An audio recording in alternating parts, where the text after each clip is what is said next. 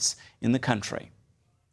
Islamic militants attacked a school over the weekend in northeast Nigeria. At least 42 students and a teacher are dead in Yobe State. Survivors say the militants drenched a dormitory in fuel and then set it on fire. Authorities blame that violence on Boko Haram, a radical Muslim group that has been behind a series of other attacks in the region. The government ordered all secondary schools in Yobe State closed after that attack. And with us now is CBN international correspondent George Thomas. He's been to Nigeria and seen firsthand the works of Boko Haram. So, George, tell us about this group. Yeah, well, it was founded back in 2001 as an indigenous local group based mainly up in the northern part of Nigeria. But then in 2009, it decided to go jihadist. And so they wanted to turn a particular state in the north, turn it into an Islamic emirate. The Nigerian military stepped in and basically crushed it. But it's the word Boko Haram is actually a Hausa word, which means Western education is sinful. And it's an Islamist organization that has reportedly ties to Al-Qaeda and other jihadist groups in the region. So why attack a students at a secondary school? Again, Ephraim, it goes back to this idea that they just do not believe that Western education, teaching kids how to use a computer, teaching kids math, English, science, they believe that Islamic Sharia law, which is the Islamic jurisprudence, the fundamental foundational tenets of Islam, should only be that's taught in these schools. And so they think any education that is against or not part of Islam, it is forbidden and obviously should not be taught. And in fact, this is the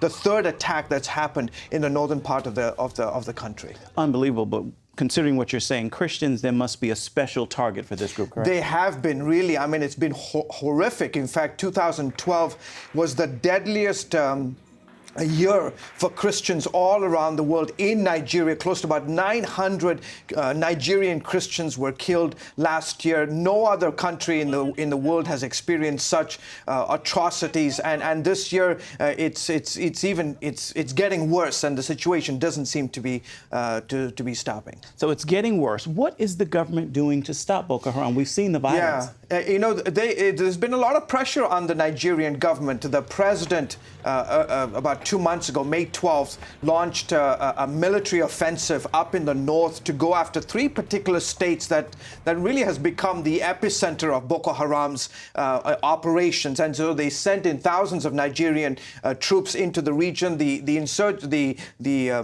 efforts to quell the attacks continues, but clearly the attack on the school is another very, very sad reminder of how effective they continue to be. Now, some have warned that there is a danger of civil war between the Christian South and Muslim North. What's your thoughts on that? Yeah, I mean, people need to realize that Africa, this is the most populous nation on the African continent. 170 million Nigerians who live here, and the country is really broken up. If you look at the map of Nigeria, evenly split. The Muslims in the north, the Christians in the south. And most of the attacks have, since 2009, focused mainly in the north. There have been, in the last 12 months, attacks in the southern part, but most of the attacks takes place in the north. And so they are clearly trying to get Christians in the south engaged and try to create a civil war.